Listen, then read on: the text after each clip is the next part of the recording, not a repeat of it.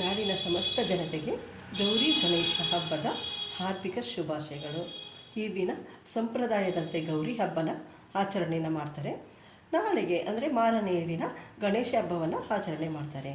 ಗೌರಮ್ಮನ ಕರೆದುಕೊಂಡು ಹೋಗೋದಕ್ಕೆ ಮನೆಗೆ ಗಣೇಶ ಬರ್ತಾನೆ. ಕೆಲವೊಂದು ವರ್ಷದಲ್ಲಿ ಮಾರನೇ ದಿನ ಬರ್ತಾನೆ, ಕೆಲವೊಂದು ಸಾರಿ ತಾಯಿ ಮತ್ತು ಮಗ ಇಬ್ಬರು ಕೂಡ ಒಟ್ಟಿಗೆ ಬರ್ತಾನೆ. ನಾಡಿನ ಸಮಸ್ತ ಜನತೆಗೆ ಗೌರಿ ಗಣೇಶ ಹಬ್ಬದ ಹಾರ್ದಿಕ ಶುಭಾಶಯಗಳು.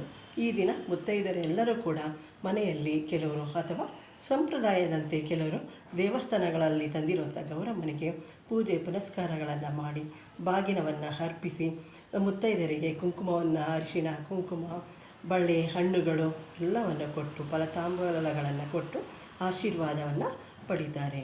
ಎಲ್ಲ ಜನತೆಗೂ ಕೂಡ ಶಾಂತಲ ಮಾಡುವಂಥ ಗೌರಿ ಗಣೇಶ ಹಬ್ಬದ ಹಾರ್ದಿಕ ಶುಭಾಶಯಗಳು.